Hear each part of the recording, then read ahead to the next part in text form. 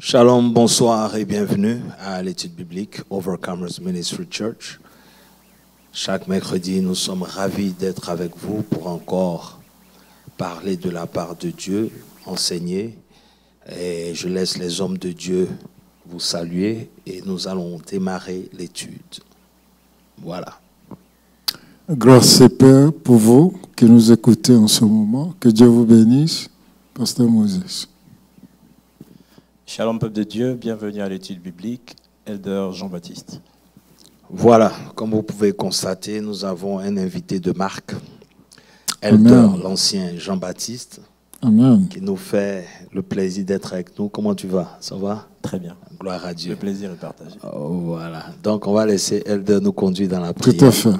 Et nous allons démarrer l'étude. Alléluia. Amen. Père éternel, nous te bénissons, nous te rendons toute la gloire. Tu es Seigneur et tu es Dieu, tu es assis sur ton trône. Merci de nous donner cette opportunité de parler de ta part. Merci de nous donner cette opportunité de parler de ta parole, Seigneur. Père, que cette parole, Seigneur, Père, que tu nous donnes d'expérimenter, soit un témoignage pour tes enfants. Que cet enseignement, Seigneur, touche un cœur fertile. Seigneur, Père, afin que cette parole produise du fruit dans la vie de tes enfants. Éternel, qui sommes-nous pour parler de toi? Mais Seigneur, tu nous fais la grâce par ton esprit de diriger ce moment, Seigneur. Père, que ce moment soit puissant dans la vie de tes enfants, qu'il transforme, Seigneur, Père, la vie de tes enfants. Au nom de Jésus. Pour la seule gloire de ton nom, nous avons prié. Amen. Amen. Amen, amen, amen, amen. En tout cas, bienvenue encore ce soir. Nous bénissons Dieu pour tous ceux qui sont connectés. Nous vous prions de partager le direct. Et nous voulons ici saluer aussi le père de la maison qui n'est pas avec nous ce soir. Voilà, que Dieu le bénisse là où il se trouve. Amen. Et même s'il n'est pas là, nous allons décortiquer le message comme on peut. On aurait voulu qu'il soit là pour encore creuser, n'est-ce pas? Tout à fait. Creuser dans ce que nous avons reçu, mais nous avons été richement bénis ce dimanche. Et alors, je vais demander donc au pasteur Moses de nous faire, de planter le décor. Yeah. Donc, c'était « La parole fonctionne ». « The word works ». OK. Nous bénissons Dieu pour la veille de Bishop Tano, que nous saluons au passage. La parole fonctionne. Les deux textes qu'il nous a donnés le démontrent très bien. Et quand nous la lirons, nous verrons encore plus que la parole, quel que soit le temps que ça met, elle fonctionne. Amen. As-tu reçu une parole du Seigneur? As-tu reçu une parole de l'homme de Dieu? Crois fermement à cette parole et tu la verras s'accomplir dans ta vie. Amen. Amen. Elder, qu'est-ce que tu peux dire déjà par rapport au message, juste de façon, comme introduction en fait? Je pense que l'homme de Dieu, dans sa prédication, parlait de la clôture d'un thème que nous avons entamé depuis quelques mois. Mais parler de la parole de Dieu ouvre beaucoup de chapitres, en fait. De l'officier à Isaac, en passant par Jérémie, en passant aussi par Genèse, on se rend compte qu'on ne finira jamais de parler autant de la parole de Dieu. Amen. Parce que c'est celle-là qui est notre semence et c'est de celle-là que nous vivons tous en tant que chrétiens. Amen. L'expérience de tous ces hommes de Dieu qui ont été fait mention dans le message de l'apôtre en fait, détermine ou montre en fait la dimension dans laquelle chacun de nous doit vivre en tant que chrétien. Cette parole sera éprouvée comme Jésus l'a été. Donc si tu es chrétien et que tu n'es pas éprouvé dans la parole, c'est que cette parole n'a pas encore pris forme. Et au moment où elle doit prendre forme dans ta vie, elle doit être éprouvée. Amen. Donc c'est de savoir à quel moment nous abandonnons en tant que chrétiens à cette parole et à quel moment nous sommes prêts à marcher foncièrement avec Dieu. Voilà, comme introduction, en tout cas, nous sommes prêts pour entrer dans les profondeurs de l'étude. Et je veux saluer encore tous ceux qui sont connectés. J'insiste, s'il vous plaît, posez des questions, si vous avez des questions. Et voilà, nous vous remercions en tout cas pour votre présence. Nous bénissons Dieu aussi pour la technique. Alors, homme Homme de Dieu. Donc moi, je vais juste vous... Je suis là pour...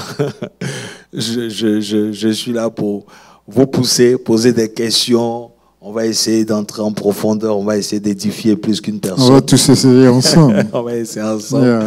Et voilà. En tout cas, Elder JB a dit quelque chose. Il a parlé de la conclusion d'un thème que nous avons démarré. C'est-à-dire que nous avons parlé du ministère de la parole. Yeah. Et l'apôtre a fait un résumé, pas un résumé, mais une conclusion. C'est ça. Pour dire qu'en tout cas, si vous n'avez rien retenu, sachez que la parole fonctionne. Amen. On va commencer par le premier verset qui est Jean 4. Chapitre 4, le verset 46. 46 à 49. Oui, on est même allé jusqu'à 54. Ok. Mais on va commencer avec le verset 46. Donc la parole de Dieu dit, « Il retourna donc à Cana, en Galilée, où il avait changé l'eau en vin. Il y avait à Capernaum un officier du roi, dont le fils était malade. Ayant appris que Jésus était venu de Judée en Galilée, il alla vers lui et le pria de descendre et de guérir son fils, qui était près de mourir. Va, lui dit Jésus, ton fils vit. Et cet homme crut à la parole que Jésus lui avait dite. Il s'en alla, comme déjà il descendait, ses serviteurs venant à sa rencontre lui apportèrent cette nouvelle. Ton enfant vit. Amen. Amen. Donc on va commencer par ce récit qui se trouve dans le livre de Jean. Et j'ai aimé, j'ai envie de dire, le contexte même du livre de Jean qui a été présenté. Parce qu'il faut rappeler, c'est important, surtout que nous sommes aujourd'hui dans une étude, c'est important quand même de revenir encore sur le livre de Jean. Tout à fait. Oui, voilà. Donc, qu'est-ce qu'on peut dire sur le livre de Jean? Bien, le livre de Jean est un des livres les plus importants du Nouveau Testament, de par sa nature. Et c'est un livre qui a été écrit à un moment donné où le monde chrétien se posait la question sur la divinité du Seigneur Jésus. C'est ça. Jésus est-il Dieu ou homme? Est-il homme à moitié ou Dieu à moitié? Donc ce livre est intervenu pour nous montrer qu'il est réellement Dieu. C'est pour cela qu'il commence par dire, au commencement était la parole était avec Dieu et la parole était Dieu. Amen. Et c'est le dernier des livres du Nouveau Testament parce que ça a été écrit en l'an 96 après Jésus-Christ. Amen. Donc voici un peu un petit résumé. Et à cela, l'apôtre a ajouté, en fait, on a fait un peu, si vous voulez, un petit résumé de tous les livres. Comment est-ce que Jésus est présenté travers les évangiles. Les 4 évangiles. Voilà. Donc Matthieu en tant que roi, Marc en tant que serviteur, Luc en tant que fils de l'homme et tout. Et ici, dans Jean, on voit qu'il met l'accent sur la divinité. Et c'est pour ça qu'il dit que dans le livre de Jean, on constate que les miracles qui sont racontés sont des miracles pour démontrer que c'est Jésus seulement, sinon c'est Dieu seulement qui pouvait accomplir ce genre de choses-là. Si ce n'était pas Dieu, ce n'était pas possible. Donc il mettait cela en évidence. Alors, dans l'introduction, comme je disais, il nous disait combien de fois la parole fonctionnait, même si on ne sentait pas ça comme on voulait, mais à tous les coups, la parole fonctionne. Et à partir donc de ce texte, qu'est-ce qu'on peut déjà ressortir, qui puisse nous amener justement à confirmer ce que nous sommes en train de dire. Qu'est-ce qu'on peut tirer comme enseignement déjà dans ce texte? On dit qu'il descendait, ses serviteurs venaient à sa rencontre et lui apportaient cette nouvelle, ton enfant vit. On a lu depuis le verset 46. Donc, qu'est-ce qu'on peut dire, Elder? Donc, pour emboîter le pas, Pasteur Moses, par rapport à l'introduction de Jean, de l'évangile de Jean, la parole est Dieu. Et la parole qui a pris forme en Jésus est celle-là qui se traduit dans les miracles qui sont opérés. Donc là, on a, si vous voulez, une tangibilité où le miracle est palpable. Cette parole est palpable. Yeah. Disons qu'on a parlé de cette parole écrite et de cette parole prêchée, mais la parole qui vit, la parole vivante en Jésus est celle-là qui est en train d'être exprimée à travers ces miracles qui sont produits. Amen. Donc, de Jésus qui parle, qui transforme l'eau en vin à Canaan, qui se transporte sur la route de l'officier et qui guérit à distance son fils. C'est cette parole, en fait, dont il est question. Et c'est cette parole qui est en train d'être manifestée à travers Jésus. Amen. À travers Jésus. Ok, déjà l'introduction, en tout cas, on sent qu'on va aller très loin. Non, ça c'est clair, comme l'a dit Elder. Donc on a commencé avec l'écriture, Oui. n'est-ce pas? Sinon la parole écrite. C'est ça, le N'est-ce pas? logos. On est d'accord? La parole écrite, Yeah. la parole prêchée C'est ça. et la parole vivante. Yeah. Vous enseignez-moi un peu. On y va. Pasteur Non, Moses. mais tu as commencé, mon pasteur. D'accord. Yeah. Donc la parole écrite, Mhm. donc qui est, on peut dire, les livres que nous avons C'est dans ça, la Bible, les Écritures. les 66 livres, les Écritures. Mais pour bon, quand on dit les Écritures, on sait que on parle de, on va pas revenir sur les mêmes choses, Oui. mais ça peut aider quelqu'un. Oui, bien Parce sûr, que- c'est important, la répétition est Parce pédagogique. que quand on dit les Écritures, on parle généralement de la Torah. C'est ça. On parle généralement de ce que Dieu a inspiré à travers Moïse. Yeah. Et ce sont les 5 livres en question que, si vous regardez, qu'ils sont repris de façon différente Yeah. par chaque auteur qui ne se connaissait pratiquement pas, Yeah. mais qui véhiculait la même pensée. C'est ça. Donc, dans le noyau même, sinon la source même, Ouais. on va voir que c'est dans les écrits révélés, sinon inspirés par Dieu à Moïse, C'est ça. de Genèse jusqu'à Deutéronome, n'est-ce pas? Yeah. Alors, donc c'est ce qu'on revoit, c'est-à-dire les prophètes viennent maintenant à travers cet enseignement, à travers ce dépôt-là, Oui. continuent à nous donner un peu un aperçu, sinon une pensée de ce que Dieu veut véhiculer. Tout à fait. Et donc, quand on arrive dans les évangiles, on est maintenant à la parole vivante. La Parce parole que- révélée. Justement, la parole vivante, la parole révélée. Parce qu'en ce moment, la parole qui était mentionnée, ou la parole qui était interprétée, Ouais. la parole qui était dite, la parole qui était prophétisée, Jean maintenant vient nous dire que la parole a été faite chair. Amen. Elle a vécu au milieu de nous. Amen. C'est pour ça que l'apôtre nous disait dimanche que cette parole-là, nous l'avons reçue. Alléluia. Cette parole-là, elle est en nous. Yes. Est-ce que jusque-là, Yes. ça va? Yes. Alors donc, pour voir comment est-ce que la parole fonctionne, il prend donc cet exemple ici. Oui. Ouais. Il dit, non, je veux commencer au verset 46. Yeah. Attendez. Il dit, il retourna donc à Canaan en Galilée, où il avait changé l'eau en vin. Il y avait à Capernaum un officier du roi, dont le fils était malade. Ayant appris que Jésus était venu de Juda en Galilée, il alla vers lui et pria de descendre, de guérir son fils qui était près de mourir. N'est-ce pas? Oui. Alors, ici c'est intéressant parce que l'apôtre a mentionné un peu l'origine de l'officier. C'est ça. On sait que c'était quelqu'un qui travaillait avec le roi. Oui. Et que c'était même un risque de venir parce qu'en ce moment, Yeah. tout le monde était en train de chercher à faire tuer Jésus. Ouais. Personne ne croyait en lui en tant que tel. Mais les gens voulaient profiter des miracles qu'il faisait quand même. C'est ça.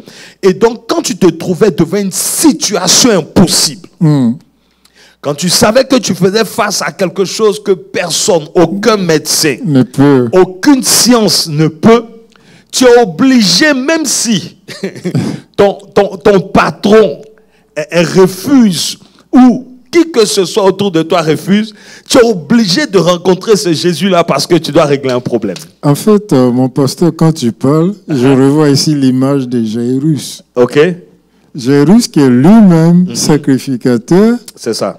et qui travaille dans le temple, Mhm. qui est membre d'un groupe qui cherche à tuer Jésus. C'est ça. Et c'est ce même Jairus qui vient se jeter aux pieds de Jésus pour le supplier, comme cet officier, pour qu'il vienne guérir sa fille qui est Alléluia. mourante. Yes. Et comme tu le dis, le risque est grand parce que en ce temps-là, on avait interdit à toute l'assemblée, la congrégation des Sahédriens, ça c'est le conseil juif.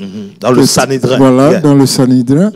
Personne d'entre eux ne devait rencontrer Jésus ou rendre témoignage de lui, au risque de se voir exclu de leur communauté. C'est ça. Il y a une dimension du miracle qui est exprimée dans ce passage qui démontre en fait la puissance de Dieu.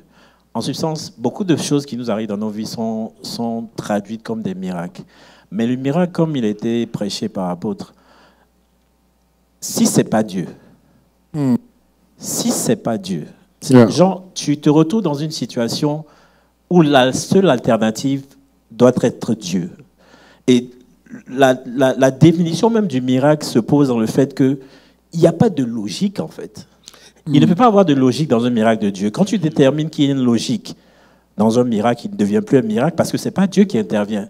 C'est-à-dire que la situation devient tellement complexe que tu te dis, s'il n'intervenait pas. Pour l'officier, il a fait à distance. L'officier n'aurait jamais pensé que Dieu pouvait le faire à distance. Vous voyez, il a invité Jésus à venir le rencontrer chez lui à la maison. C'est ça. Jésus aurait pu le suivre. Comme tout médecin irait voir son patient, lui prodiguerait comment on appelle ça, lui prodiguerait des conseils ou des choses comme ça. Mais Dieu a seulement envoyé une parole. Sa parole l'a précédé. Il est lui-même parole. Amen. Et cette parole, parce qu'elle est omniprésente, il a envoyé cette parole et cette parole a guéri à distance. Si ce n'était pas Jésus. Amen. Ou si ce n'était pas cette parole vivante, l'enfant ne serait pas guéri. Elder, ce que tu dis est tellement profond. Parce que Dieu, dans l'Ancien Testament, déjà parlait de cet événement. Quand nous lisons le psaume 107, verset 20, il dit « Il envoya sa parole et sa parole est guérie. » Il les fit échapper du démon de la destruction. Dans le texte original, c'est comme ça c'est écrit. Okay. Pour dire quoi? Jésus a seulement dit une parole à distance. Comme si vous prenez un coup de fil téléphonique à distance qui règle un problème d'ordre physique. Ça, c'est vraiment... Yes. Donc, ici, en tout cas, vous êtes en train de toucher des points très sensibles. Alléluia. Amen. Parce que, vous voyez, c'est pour ça qu'il est retourné dans le livre de Jean 1. Parce que si tu ne comprends pas que la parole, c'est Dieu, et cette parole s'est faite chair, ça veut dire que déjà tu es en train de diluer, sinon tu es en train de rétrécir, d'amoindrir l'effet même de la parole. Parce que quand tu réalises que c'est Dieu qui s'est fait chair, et donc ce qu'il dit, puisqu'il est l'origine, c'est lui l'original, le concepteur de la vie. C'est ça. C'est lui le créateur, n'est-ce pas?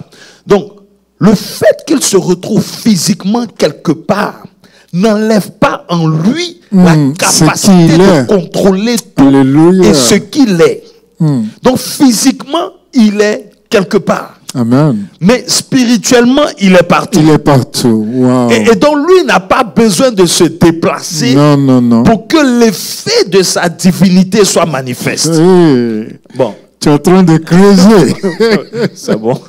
Non, c'est bien. Il parle et la chose arrive. Et ce qui me plaît, c'est que il n'a pas besoin de savoir quel est le problème de la vie. On n'a pas besoin d'entrer dans des détails. Il n'a même pas demandé de quoi elle souffre. Il n'a pas demandé de quoi elle souffre. Elle est malade depuis quand? Quelle est la gravité de la situation? Mais faut reconnaître aussi la foi ou la conviction aussi de l'officier. Avant d'en arriver là, je crois que LDJB veut dire quelque chose. Je tenais à ramener l'effet ou le poids de la parole dans nos vies en tant que chrétiens nous-mêmes. Quand je prends l'exemple de te dire, par exemple, allons ensemble prendre mon jet. Juste un exemple. OK. Mon avion. C'est parce que j'ai confiance en quelque chose. Amen. De la même manière que, comme tu l'as dit, ou comme on le sait tous, Dieu est le créateur de la terre, du ciel et de toutes ces choses, qui vient sur terre vivant, a la même capacité sur cette terre, comme il a fait avant, de réaliser ces choses qu'il déclare. Donc, en rien, il y a une déconnexion entre la parole déclarée que Dieu a faite et la parole vivante en Jésus, qui se réalise parce qu'il le déclare en tant que parole créatrice. Yes, Amen. yes, Amen. yes.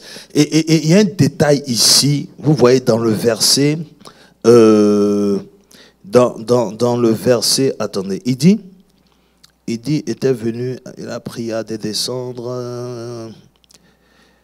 Il dit, ayant appris que Jésus, n'est-ce pas, descend, va, lui dit Jésus, ton fils vit, n'est-ce pas? Et la Bible dit, et cet homme crut à la parole que Jésus lui avait dite. Et il s'en alla. Je pense que c'est un détail important. Est-ce qu'on peut parler de ça, Pasteur Moses? Bien sûr, on doit parler de ça, mon pasteur. Ici, notez bien que nous avons affaire à un officier de l'armée. C'est ça. Et en tant qu'officier de l'armée, il connaît la valeur de l'autorité. Yes, ça c'est au verset 47. Yes. Il connaît la valeur de l'autorité. Donc, quand une autorité te parle et te dit quelque chose, tu peux sans douter lui faire confiance à 100%. Donc, en tant qu'officier, il connaissait ça. Et l'officier maintenant qui est dans la peau du croyant, je crois qu'il devient encore 2 fois supérieur à la normale. Donc, il a cru ce que Jésus a dit. D'abord, il est venu à Jésus. Et il y a un détail important ici. Vous voyez, le verset 46 commence par nous mentionner quelque chose qui s'était déroulé dans cette même région précédemment. Yes. C'est-à-dire à une fête, il avait manqué de vin. C'est ça. Et Jésus a dit, puisez de l'eau, remplissez les vases. Et après, il dit, prenez cette eau-là, allez donner au président des séances. Yes. Et en quelques secondes ou minutes, l'eau est devenue du vin. Tout à et fait. Le meilleur de vin. Tout à fait. Donc ici, il y a déjà une histoire. Il y a déjà une histoire qui a été racontée à l'officier, sur la base duquel il vient vers le Seigneur Jésus. Et maintenant, le même Seigneur Jésus, il sait que c'est lui qui peut transformer l'eau en vin. Et donc capable. Lui donne une parole. Il a automatiquement cru dans son cœur. Et comme nous savons, le Seigneur ne se fie pas au visage. Donc ici, qu'est-ce qu'on peut dire? Qu'est-ce qu'on peut dire aux chrétiens sur cette base-là? C'est-à-dire, qu'est-ce qu'on peut véhiculer? Parce que ce que tu dis que il a appris qu'il y a eu un miracle. C'est ça. Il a appris que quelque chose a été fait. Donc il y a sûrement eu un témoignage par rapport à... On pourrait aussi appeler une évangélisation. C'est ça. Et donc, lui, il vient et il demande la guérison. Mais la guérison, c'est pas l'eau. C'est pas l'eau changée en vin. Donc, mais le fait d'avoir eu écho de cet autre miracle lui a donné une certaine assurance de venir vers Jésus. Donc si celui-là même qui a dit puisez l'eau, remplissez les vases, lui donne une parole, lui en tant qu'officier de l'armée, il croit en la valeur de l'autorité et de la parole donnée. C'est ça. Donc il a reçu la parole, il a cru à la parole et il s'en est allé. Ce qui me surprend dans toujours ce même verset, j'ai du mal à croire que cet officier, on parle de l'officier du roi, on ne parle pas de n'importe qui. C'est ça. Qui vient vers Jésus, même s'il a entendu il vient vers Jésus avec un esprit de soumission. C'est-à-dire que malgré le titre ou malgré l'autorité qu'il a, il vient vers Jésus demandant. Combien de fois en tant que chrétien, on s'est retrouvé dans un confort où on se dit on n'a plus besoin de Dieu parce qu'on est arrivé à un certain niveau où on se dit c'est bon. Il va te mettre dans une situation où tu vas venir. Tu vas revenir vers lui. Et donc c'est la situation de l'officier qui fait que même après avoir entendu le témoignage de la transformation de l'eau en vin, son fils étant malade, il n'a pas d'autre alternative que de partir vers Jésus, malgré son statut. Il aurait pu envoyer, comme très souvent, nous, on le fait, un subordonné va me chercher ce monsieur. Mais il ne l'a pas fait. Lui-même, il est venu. Je voudrais qu'on souligne cet esprit de soumission que nous devons avoir avec la parole faite chair. Donc, c'est-à-dire que quel que soit ton rang social, professionnel, quand il s'agit de la parole de Dieu ou quand il s'agit de Dieu, il faut se soumettre. Il faut être humble. C'est important. Il faut laisser de côté ton ego.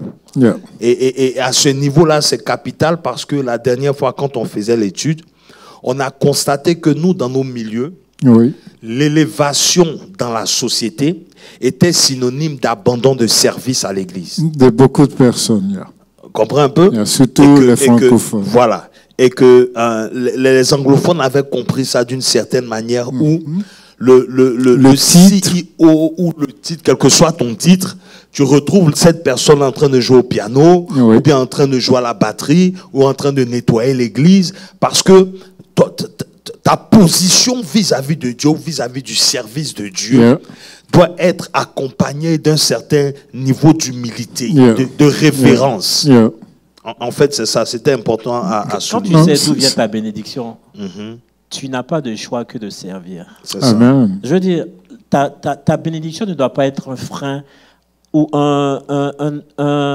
une excuse pour venir à l'église avec de l'orgueil. Je ne sais pas si tu vois ce que je veux dire. Je suis d'accord, mais la phrase que j'ai soulignée là me fatigue. Parce que, Pasteur Moses et puis regardez, quand il dit que cet homme crut à la parole que Jésus lui avait dite, et il s'en alla.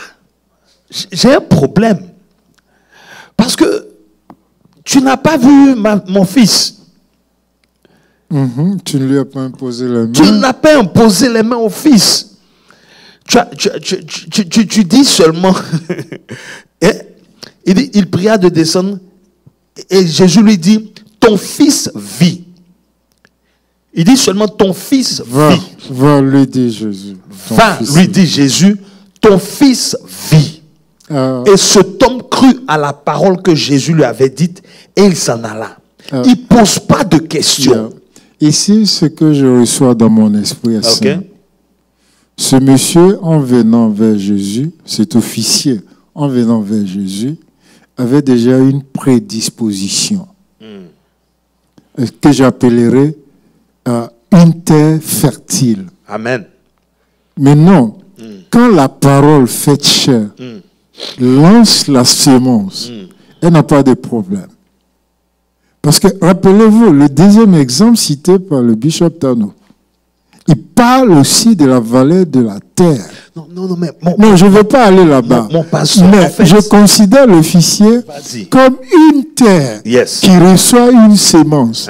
Donc, parce qu'il était prédisposé, il n'avait pas eu d'abord il était contraint d'aller voir Jésus. Sinon, son fils mourrait. D'accord. Il n'avait pas d'autre alternative. C'est ça. Donc maintenant, il arrive devant Jésus avec tout ce qu'il a appris dans l'arrière-plan. Jésus donne une parole et cette parole, ce n'est pas n'importe quelle parole. C'est une parole vivante. Tout à fait. Et quand elle rentre, elle pénètre en toi. Maintenant, mon pasteur, c'est pas l'officier qui est le fils. Là, tu veux ouvrir notre canevas. C'est pas l'officier qui est le fils. Mais par la foi. La Bible dit qu'il a cru. Par sa foi. Par sa foi, son fils fut guéri. Tout comme la foi des 4 amis ont guéri le paralytique. Come on. Donc là, qu'est-ce qu'on peut dire? Qu'est-ce qu'on peut dire? Ma foi, ta foi, la foi d'Elder. En fait, la foi est la clé. La foi détermine en fait le niveau de ton miracle. Mais regarde un peu l'expansion, c'est-à-dire, il n'y a pas de limite en fait. Exactement. Donc il vient pour son fils qui n'est pas là physiquement. Yeah. C'est à lui qu'on dit que son fils vit. Yeah. Et puis son fils vit. Donc la parole qui a été déclarée au Père, qui a le souci de voir son fils vivre, Guéri. son fils guéri. Alléluia. Donc, quand tu viens à l'église, quand tu viens à Dans quel l'église, état d'esprit tu tu viens dans quel état d'esprit pour qui?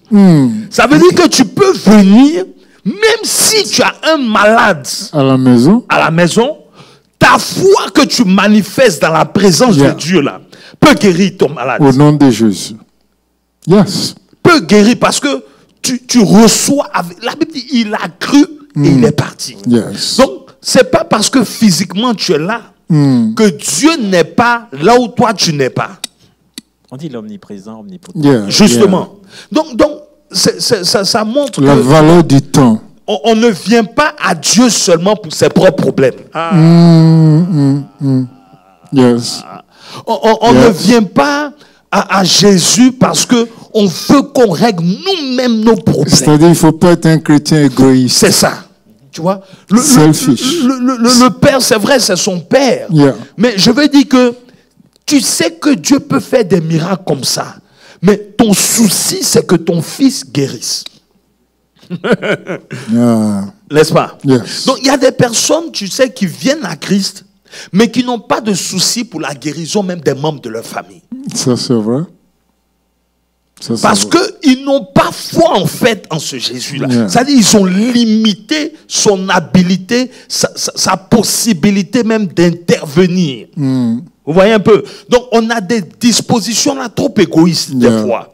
Des prédispositions où on vit. Mais si nous savons que celui vers qui nous venons est capable de faire cela. Ouais. Bon, Ouais. pourquoi est-ce qu'on a un problème pour venir prier pour les membres de nos familles? Bon, anyway, je suis en train d'aller loin. Non, tu fais bien de le mentionner. Elle devait dire quelque chose. Allez-y. Non, allez-y, papa. Donc, en fait, c'est ce que je voulais souligner aussi. C'est-à-dire que l'officier vient pour son fils, mais parce qu'il est venu pour son fils, il a exprimé une foi. Son fils est guéri sans avoir prononcé le nom de Jésus, sans avoir rencontré Jésus. Donc, ne sachant rien, il reçoit la guérison. Amen. Je prie que quelqu'un qui nous écoute Au nom de actuellement, Jésus. qui a le souci de voir une guérison se manifester Au nom de Jésus. dans sa famille, Alléluia. ton malade vit. Au nom de Au Jésus. nom de Jésus. La situation se décante. Au nom de Jésus. C'est-à-dire, je veux seulement que tu sois assoiffé ou bien que tu aies à cœur de vouloir un miracle dans ta famille Tout à fait. ou dans un membre de ta famille. Quelqu'un qui est en train de traverser une situation quelque part. Au nom de Nous Jésus. tous, nous avons des problèmes. Yes. Mais il y a des problèmes qui sont plus urgents. Tout à Tu fait. vois? Amen. Il vient et puis, bon, c'est ça son souci. Sachant qu'il a affaire à quelqu'un qui dit la chose s'accomplit. Il a eu accès à Jésus. Moi, je connais des gens qui allaient présenter leur cas personnel. Ce qui ne va pas, ce qu'il faut régler. Mais c'est une question de vie et de mort. Le fils en question n'est pas n'importe quel fils. Bon, anyway, on ne va pas rentrer dans ça. Mais ce que je veux dire, c'est que quand tu viens à Dieu, viens avec l'intention aussi d'être une bénédiction pour les autres. Tout à fait. Et il est venu, il a été une bénédiction pour son fils. Amen. On peut aller à l'autre passage, Non, Marc 4. Tu voulais dire quelque chose? Non, pour l'instant, Il est en train de méditer encore sur la chose. Alors, je disais qu'en fait, il y avait beaucoup de portes qui sont ouvertes sur ce message. Parce tout que à fait. Il est vaste. L'officier en question, si on revient sur le même texte, il n'a pas demandé ou il n'a pas cherché. Il était officier, je veux dire. Il a un statut qui lui permettait d'avoir tous les médecins. à l'époque.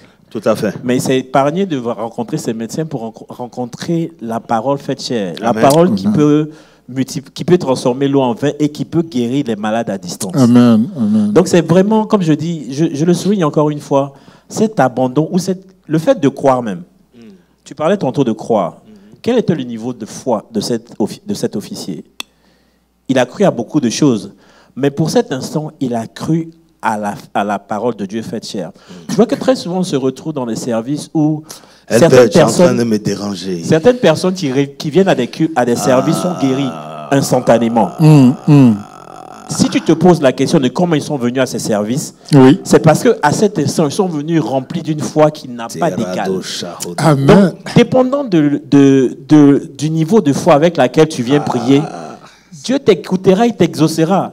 Mais quand tu viens en tant que spectateur à un service où tu as besoin d'une guérison, où tu as besoin d'un miracle, tu repartiras les mains vides.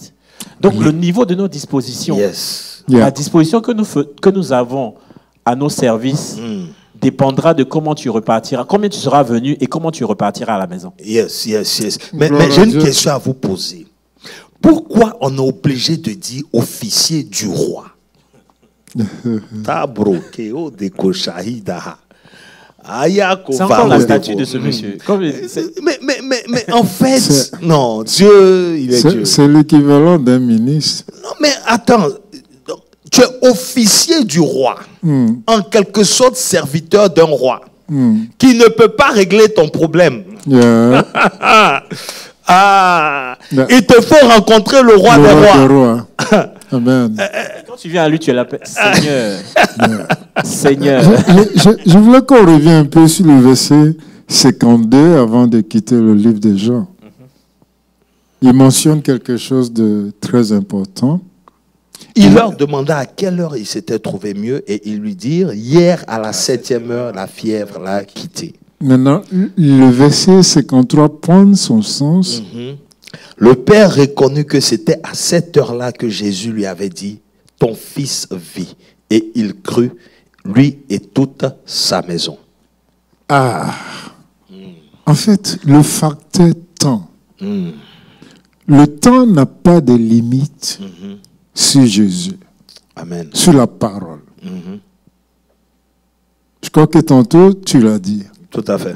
Peu importe là où il se trouve, mais il suffit seulement qu'il dise une parole. Ce message est fort. Et la parole voyage dans le vent pour atterrir là où elle doit atterrir, pour guérir qui il doit guérir. Il y avait certainement beaucoup de malades autour de cet officier. Mais seul le fils de l'officier fut guéri. Non, en fait, Rappelons-nous aussi que dans Genèse, l'Esprit se mouvait sur les eaux.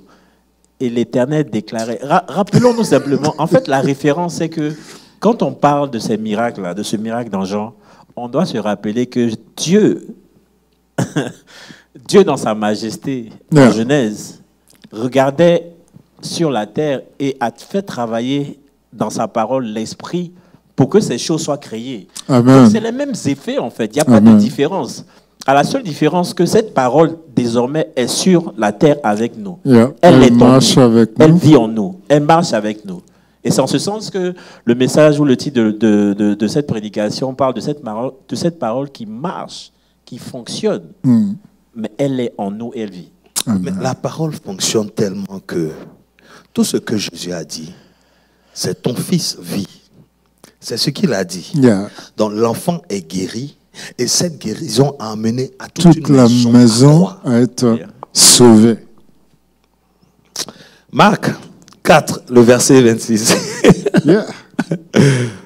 Ça veut dire que la parole marche, la parole fonctionne, la parole est puissante, la parole est vivante.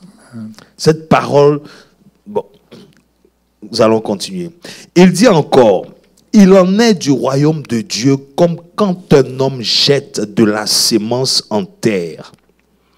Qu'il dorme ou qu'il veille, nuit et jour, la semence germe et croît sans qu'il sache comment. La terre produit d'elle-même d'abord l'herbe, puis l'épi, puis le grain tout formé dans l'épi. Et dès que le fruit est mûr, on y met la faucille, car la moisson est là. Je vous écoute, les hommes de Dieu. Yeah. La semence, si on prend la gestation d'une semence, on se rend compte qu'il y a plusieurs saisons, ou du moins dans le temps, plusieurs étapes si tu veux, de ce processus. En substance, c'est un processus dans lequel tout enfant de Dieu se doit de vivre et se doit de grandir dans la parole de Dieu. Si cette semence a été jetée, si tu as cette semence, si tu as la semence de la parole de Dieu en toi, dis-toi bien qu'elle doit, avant de germer ou avant de grandir, elle doit passer par des épreuves. Les épreuves, tu ne les connais pas. Mais l'Éternel, lui, a le début et à la fin. Il sait pourquoi il t'a appelé, il sait pourquoi il a mis cette parole en toi. Le reste, tu peux le considérer comme des divers. Mais l'essentiel, c'est que lui, il sait que tu arriveras à la fin. Comme l'apôtre l'a dit, l'essentiel, c'est de rester en vie. Amen. Tu peux voir que les chemins se diversifient ou les chemins deviennent encore plus tortueux. Mais on se rend compte que autant l'appel que tu as est grand, autant les combats sont difficiles. Yeah. Si tu as une bénédiction où on te dit par exemple que tu dois bâtir des églises, ou tu dois bâtir des orphelinats, ou que tu dois servir d'une dimension exceptionnelle, mais tu penses que l'ennemi va te regarder et va se dire, bon, lui, je vais le laisser vivre. Il y a des moments où tu vas sentir tellement le poids de cet appel que, comme il a dit, quand ton appel est encore caché, béni Dieu. Tu n'as pas de problème. Mais quand ton appel a été exprimé, le jour s'est révélé au monde. Comme le même jour de la même manière que tu t'es réjoui le jour de cette prophétie, réjouis-toi encore. C'est tout ce que tu peux faire. Mais l'Éternel, il vit en toi.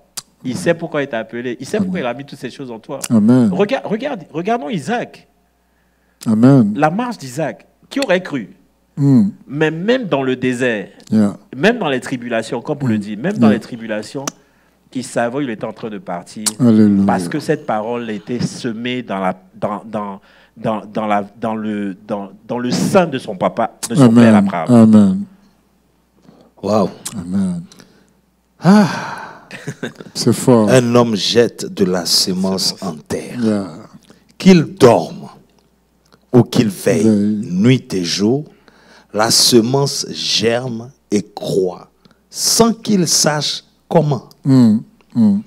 La terre produit d'elle-même d'abord l'herbe, puis l'épi, puis le grain tout formé dans l'épi. Et dès que le fruit est mûr, on y met la faucille, car la moisson est là. Pasteur Moses. Comme l'a dit Elder GB, qu'il dort ou qu'il veille, quel que soit ton état de veille, état de rétrograde, même quand toi tu penses avoir abandonné Dieu, mais Dieu lui veille sur sa parole qu'il a dit sur toi. Amen. Jour et nuit, quand il fait beau, ou en temps de malheur, d'épreuve, quel que soit le temps, la parole, elle continue de fonctionner. Jusqu'au jour où toutes les préparatifs sont maintenant prêtes. Là, je parle maintenant de la terre que tu es. Et en ce moment, pouf, tu verras la terre se fondre.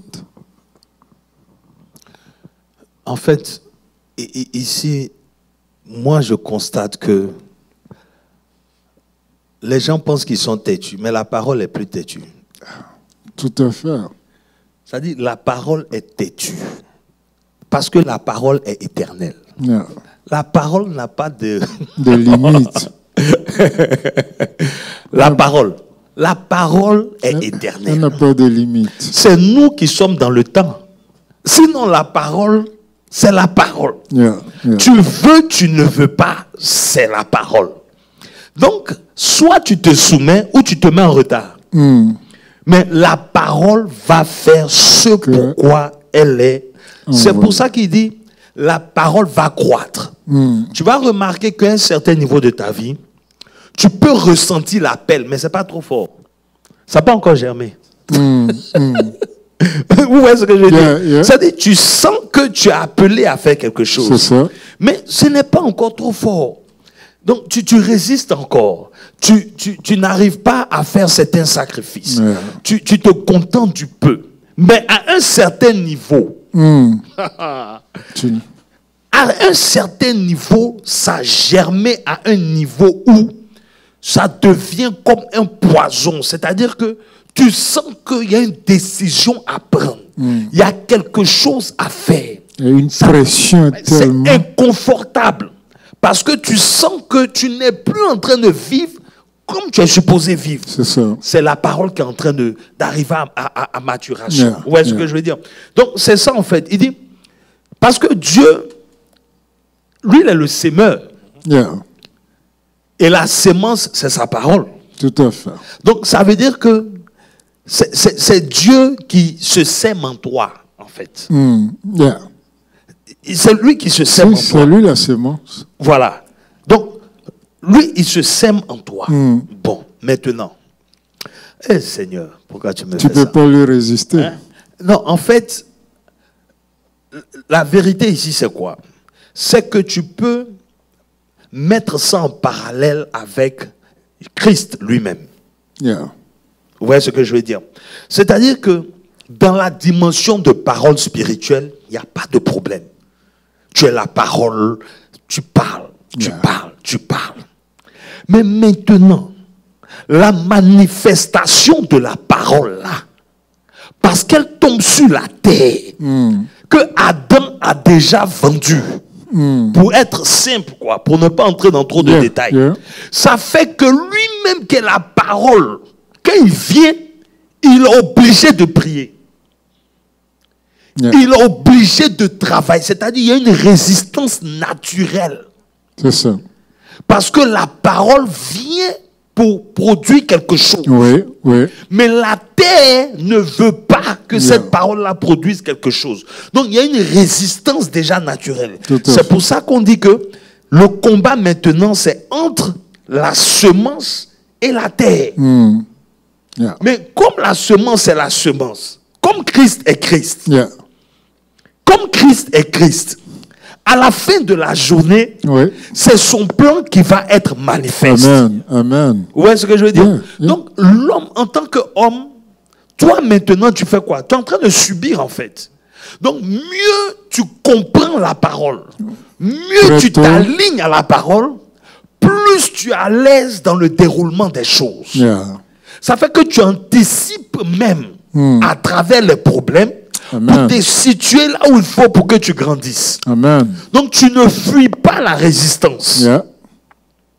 Tu apprends au travers. Et tu te formes. Et tu te muscles.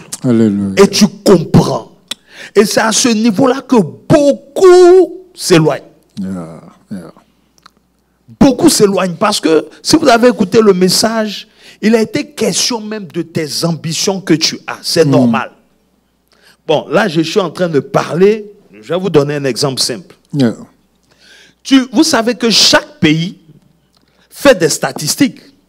Tout à fait. Oui, et on te dit par exemple que nous sommes tel nombre d'habitants. Et donc la société s'organise pour comprendre que nous avons besoin par exemple de 40 médecins par an. Ou nous avons besoin de 100 médecins par an. N'est-ce pas? Ou nous avons besoin de 35 instituteurs. Tout à fait. Bon, imagine que toi, ton appel, c'est que tu sois par exemple un médecin. Tu sois un médecin et qu'à travers la médecine, tu puisses faire des choses pour le Seigneur. Donc, ta destinée est liée à tes études en médecine. Mais voici que le pays donne un décret que on a plus besoin d'instituteurs que de médecins. Ça veut dire que la société a ses ambitions. Donc la société déjà t'oriente quelque part qui l'arrange est la société. Tout à fait. Mais alors que toi, personnellement, même peut-être que en grandissant, tu as vu un footballeur, toi-même tu veux être footballeur. En tant que Dieu lui dit que toi tu dois être médecin. Bon, regarde un peu toutes les voix qui se lèvent. Regarde un peu comment tu es tiré dans tous les sens. Bon, Maintenant, la parole qui est en toi, là, c'est que tu sois médecin, qu'au travers de la médecine, tu serves Dieu. Bon, regarde un peu, si tu n'es pas informé tôt, ou si tu n'as pas la révélation de ce que tu dois faire dans le royaume, imagine un peu comment tu vas perdre le temps, ou comment est-ce que toi-même tu vas résister à ton appel. Vous voyez ce que je veux dire? Et c'est souvent par rapport à... On fait face à ce genre de conflit personnel. Et ça, j'ai dit seulement au niveau de système, au niveau de... Mais il y a aussi, par exemple, les amis que tu rencontres. Il y a, par exemple, la femme que tu rencontres. Il peut arriver aussi qu'il y ait une crise. Où, en fait, il y a tellement de voix qui se lèvent parce que chacun a son agenda. Alors que Christ, lui, son plan a été établi. Et c'est lui, sa parole, qui ne change pas. C'est sa parole qui demeure. Donc, tant que tu ne t'alignes pas, tu ne peux pas te retrouver. Tu peux être un grand instituteur, mais tu vas voir, par exemple, l'homme de Dieu, je n'ai pas envie de dire son nom. Il y a un homme de Dieu qui a évolué dans la politique, qui a évolué dans les affaires, qui a fait de grands postes. Et tu vois qu'arrivé à un certain niveau, il s'est rendu compte que, mais attends, c'est pas qu'il ne prospérait pas. Mais il s'est rendu compte que ce n'était pas sa place. Ce n'est pas ma vocation. Il a laissé tomber, il s'est consacré. Ce n'est pas mauvais de travailler, de servir. Mais à un certain niveau, Dieu va te réclamer à un niveau par rapport à l'objectif du royaume. Et quand nous nous trouvons dans un pays comme les États-Unis, nous faisons face à tellement d'épreuves de ce genre. Est-ce que je dois laisser l'objectif, l'ambition, le plan que j'ai pour pouvoir m'aligner à ce que Dieu m'a dit, m'a confirmé, m'a certifié? C'est juste une parole. Est-ce que je peux croire en cette parole-là? Ce n'est pas une position qui vient en même temps. Non. Ce n'est pas une garantie de salaire qui vient avec. Nous sommes confrontés à un choix. La bénédiction de Dieu ne se fait suite d'aucun chagrin. C'est vrai que beaucoup de distractions peuvent nous éloigner du chemin de Dieu, mais là est l'importance de se rapprocher de Dieu, parce que c'est sa parole seulement qui peut germer et qui peut produire le miracle qu'il a appelé dans ta vie. Amen. Je ne sais pas si tu vois ce que je veux dire. Je comprends tout à fait le facteur où tu dis que les circonstances de la vie peuvent t'éloigner et tu peux avoir une direction qui n'était pas donnée, mais qui est sujet à l'influence de plusieurs choses. Mais cela peut t'amener à la mort plus rapidement que la direction que Dieu te donne dans sa parole. C'est-à-dire que tu te dis que tu es appelé à servir Dieu. Mais tu passes par tellement de chemins plus faciles où tu prends des raccourcis. Beaucoup de nous prennent des raccourcis. Mais le raccourci est encore plus long que le chemin que tu prendrais directement pour arriver au but, en fait. Et si tu continues à prendre ces raccourcis, tu finiras par mourir sans avoir accompli l'œuvre de Dieu dans ta vie. C'est pourquoi les prières que nous faisons, c'est que nous puissions accomplir la mission que Dieu nous a mis à chacun. En fait, c'est ma prière pour chacun de nous. Que nous puissions accomplir le plan de Dieu. Simplement le plan de Dieu. Ça peut être aussi bizarre que ça peut être. Ta vie peut être aussi tortueuse que ça peut être. Mais l'Éternel a sa main sur toi. Si tu as créé, c'est parce qu'il a un plan pour toi. Et ton plan n'est pas le même que celui... Mon plan n'est pas le même que le tien. C'est clair. Et le chemin que je pratiquerai pour arriver à l'accomplissement de ma mission ne sera pas le même pour tout le monde. C'est clair. Maintenant, le piège dans cela, c'est quoi? C'est que celui qui est appelé en Christ, il fait partie d'un corps. Donc, ton retard met en retard le corps. Le corps tout à fait. Auquel tu appartiens. Vous voyez ce que je veux dire? Parce que, Seigneur Jésus, on peut prendre l'exemple de Genèse 26. N'est-ce pas? Genèse 26, à partir du verset 1. Il y eut une famine, Genèse 26, verset 1, il y eut une famine dans le pays, outre la première famine qui eut lieu du temps d'Abraham. Et Isaac alla vers Abimelech, roi des Philistins, à Guérar. L'Éternel lui apparut et dit: ne descends pas en Égypte. Oh, quelle grâce. Il y a quelque chose qui m'est venu à l'esprit rapidement, même pas par rapport à ce verset. Comme tu l'as mentionné, ta bénédiction est liée à plusieurs personnes. Tout à fait. Tu vois, imaginons que dans l'histoire du père de la maison, qui ne se soit pas consacré Tout à fait. et qui n'ait pas décidé de venir à Dallas. Imaginez-vous toute cette génération. Parlerons-nous de la génération des vainqueurs à cet instant précis, s'il avait changé de voie? C'est la même chose pour beaucoup d'entre nous qui résistons encore à l'Éternel, qui résistons à la parole de Dieu dans nos vies, qui font que beaucoup d'autres personnes sont encore en train de stagner parce que nous n'avons pas fait le pas ou comment on appelle ça, nous ne sommes pas encore soumis à la volonté de Dieu dans nos vies. C'était juste une parenthèse. Mais on peut continuer. C'est une très bonne parenthèse. Bon. Il y eut une famine, ok. Le verset suivant dit, l'Éternel lui apparut et dit, ne descends pas en Égypte, demeure dans le pays que je te dirai. Séjourne dans ce pays-ci, je serai avec toi et je te bénirai. Car je donnerai toutes ces contrées à toi et à ta postérité, et je tiendrai le serment que j'ai fait à Abraham, ton père. Alléluia. Mais c'est compliqué cette affaire. À un temps de famine. Non, mais c'est sérieux. Pasteur Moses, ça fait peur. Ça fait peur parce que quand je sais que mon père Abraham, il y a eu la famine, il a fui, il allait en Égypte. Et à moi, tu dis de rester. Abraham allait en Égypte. Et c'est là-bas même qu'il est venu avec le problème. Avec le problème. Mais il est venu avec des richesses aussi. N'est-ce pas? Donc, maintenant, il y a la famine. Et puis la Bible précise bien qu'il y a eu lieu du temps d'Abraham. Donc, ça veut dire que c'est comme un cycle, en fait, qui se répète dans la famille, on peut dire. Donc, dans la famille d'Abraham. À une certaine époque, dans la famille d'Abraham, il y a un temps où la famine frappe. Et ce temps-là, le père Abraham, lui, il allait en Égypte. Bon, maintenant, toi, Dieu, tu me dis de rester. Est-ce que c'est toi, Dieu, qui me parle? Parce que si mon père Abraham est parti, pourquoi moi je dois rester? Non, mais cette affaire est sérieuse. Non, c'est très sérieux. Parce que quand on lit, c'est beau. Pasteur Moses. Non, quand on connaît l'histoire, mais je te dis, ça paraît beau. Comment Dieu mais quand on se met dans le contexte d'Isaac. Pasteur Moses, comment Dieu, qui est un Dieu de bénédiction, qui aime ses enfants, va te demander de rester là où il y a la famine? Famine, vraiment. C'est de là qu'on dit que si c'est pas Dieu. On ne peut pas expliquer Dieu. Si tu ne peux pas avoir de logique. En fait, c'est ça le truc. Si tu essaies de raisonner sur la parole de Dieu, tu ne vas pas t'en sortir. Mais c'est de là que vient la beauté du miracle, en fait.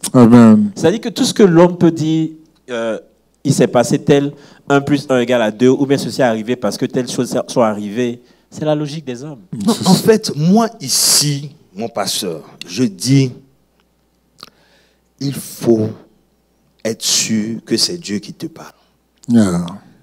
Parce que si ce n'est pas Dieu qui te parle, imagine un peu là. Que seraient les Ça conséquences? veut dire qu'il a développé une intimité au point où il peut faire ce qui est contraire à ce que son père a fait. Pourtant, l'alliance a commencé par son père. Donc, comment le père qui a l'alliance prend une telle direction? Et moi, le même Dieu vient me dire de prendre notre direction. Est-ce que c'est lui qui parle? Donc, si tu n'as pas développé cette intimité pour savoir, parce que j'ai envie de dire quelque chose. Mais ce que tu dis déjà explique tout. Ton intimité avec Dieu, c'est-à-dire que tu as développé dans le discernement. Tu as discerné. Tu sais que c'est Dieu qui parle. Quand Dieu te parle, c'est quelque chose. Hein? Maintenant, ça veut dire que quoi? Quand Dieu te parle, c'est pas toujours pour te dire la vie est belle. Parce que te dit de rester dans le désert. Dans le désert. Pour que Dieu t'apparaisse et il te parle, il faut avoir une certaine... Cette intimité dont tu parles est très importante. Si tu n'as pas d'intimité avec Dieu, il ne t'apparaîtra pas. Et comme tu le sais, on a beaucoup de personnes qui disent Dieu m'a apparu, Dieu m'a apparu, Dieu m'a parlé. Est-ce que Dieu t'a vraiment parlé? Mais même si Dieu te parle, même si Dieu te parle, aie encore cette profondeur de partir vers lui quand tu auras des questions par rapport à cette parole. Parce que l'appel en question peut être contradictoire ou peut te mener sur un chemin de perte. Mais vraiment, est-ce que tu es vraiment intime avec Dieu pour que tu aies la confirmation, en fait. C'est ça. Tu n'as pas nécessairement besoin de partir vers un pasteur, mais cette intimité avec Dieu te permettra de comprendre mieux et de t'aligner à la volonté de Dieu dans ta vie. Regardez la puissance de la parole. Et il dit, séjourne dans ce pays-ci, je serai avec toi. C'est juste des paroles, hein. Et je te bénirai. C'est une semence que Dieu est en train de déposer. La semence qui doit germer. On y va. OK. Et puisque Isaac a accepté la semence, Isaac maintenant peut marcher sur ces paroles-là et voir la manifestation physique, terrestre, matériel, tout ce qu'on pourra dire. Et même dans la traversée générationnelle, c'est ça. Oh my God. Et c'est là où il faut que nous fassions attention. Parce que, donc, son obéissance met en jeu ou en question, engage des générations. Toute une génération. Et quand vous allez jusqu'au verset 26 par là, on vous dit, effectivement, il a semé. Il a été béni. C'est une chose d'entendre la parole. Maintenant, c'est une autre chose d'activer, c'est-à-dire de manifester la parole que tu as entendue là. Ça, c'est une autre chose. Parce que tu peux entendre et puis tu es dans la loisivité. Tu es à l'église parce qu'on t'a déclaré une parole prophétique et puis tu es assis, tu ne poses aucun acte pour que cette parole soit manifeste. Et tu penses que c'est la parole qui a un problème, mais alors que c'est toi qui n'es pas en train de faire un mouvement pour permettre à la parole de se manifester. Le temps est vite passé. Hein? Bon. Peuple de Dieu, nous sommes à la fin de notre étude. Je vais laisser les hommes de Dieu vous dire quelque chose. On va clôturer. Et on se voit vendredi pour prier. On se voit vendredi pour prier à partir de 19h30. Homme de Dieu, je vous laisse la parole. Bon. Je dirais plutôt Elder, parce que pour ma part, tout a été dit. Si j'ai peut-être quelque chose à dire pour résumer, c'est Jacques 1, 22 qui me revient à l'esprit. Alors, dans Jacques 1, 22, le Seigneur nous dit comme ça, il dit, ne nous bornez pas à seulement écouter la parole, mais de la mettre en pratique. Il dit, mettez en pratique la parole et ne vous bornez pas à l'écouter, en vous trompant vous-même par de faux raisonnements. C'est vrai que c'est mon message de dimanche. D'après tout ce que nous venons de dire, certains diront, on a écouté plus que ça, c'est rien de nouveau, c'est les mêmes choses, mais je veux juste inviter à essayer de mettre en pratique. Essaye, cette fois-ci. L'officier, il a écouté Jésus.